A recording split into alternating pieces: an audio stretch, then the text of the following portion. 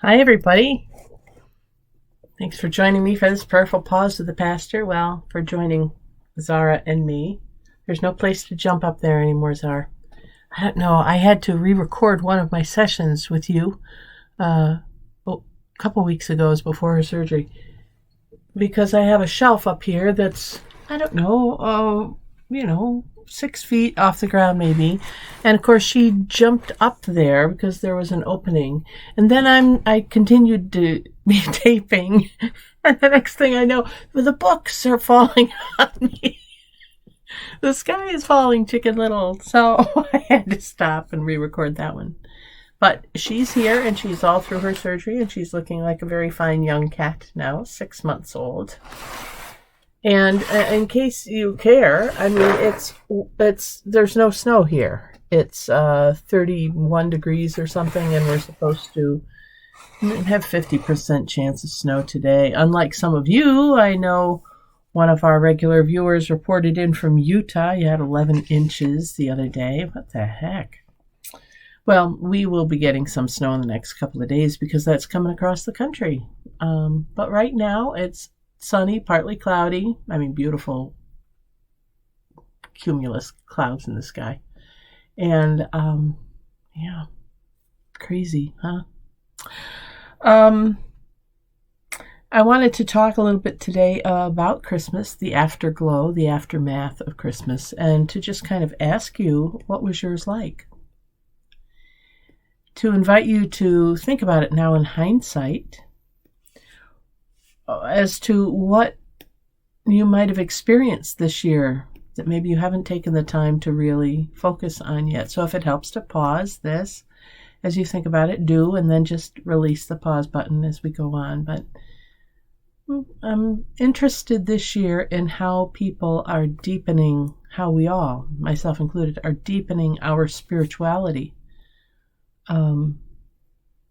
by using these events that we lift up throughout the year. It's not an accident that over time the church calendar developed the way it did, with celebrating the birth, and you go on and do some learning, and then you hit Ash Wednesday and the beginning of Lent, and ultimately winding up with Easter and Resurrection, and then more teachings. You have Pentecost, and then a lot more teachings, and, different Sundays are elevated. Of course, we have Thanksgiving in the fall, and then we're back to Advent and Christmas again. That cycle carries us from one set of emotions, or hopefully set of insights, into the next. So as this was the beginning of the year, the beginning of the church year, and we're leading up now to the beginning of the new year and the calendar year, where are you? What is happening in you spiritually? Do you feel like you're beginning something? Are you open to beginning something new? Are you open to new expressions of old and familiar things? Are you ready to see people in a different way than you have? In my case, I'm going to be doing two things after the start of the new year. I'm going to be doing a training 2 mornings a week for a couple of months to become a licensed coach. I can work with churches, with pastors, but also in business, with business leaders. I'm excited about that training. It's the first I've done something like that for myself in decades. So I'm pretty excited about that.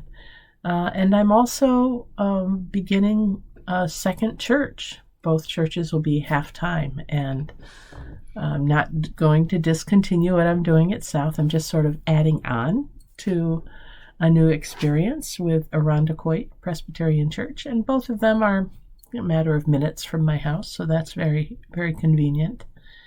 And both are interested in exploring new ways of being church. Well, South has been doing that a long time. I think Irondequoit is exploring that as well through mission work and a commitment. They've had a long, over a century's worth of commitment to mission. So I'm very excited about that, to be the pastor of those two communities, those two congregations. New life. God is calling me to be doing new things. I think at a time when my family is beginning to launch. I mean, we've been beginning to launch for a long time, but with COVID, everything got postponed a little bit. And it feels as if something has shifted there, and that's probably going to happen. And as some of you know, I this last year have been in a new relationship, first one in decades, that I think will probably be, I'm counting on it being the one and only. It feels that way, as if this has been a long time coming. So there is a lot of newness in my life without me really searching for any of it. I'm guessing that there are those opportunities for newness in your life as well.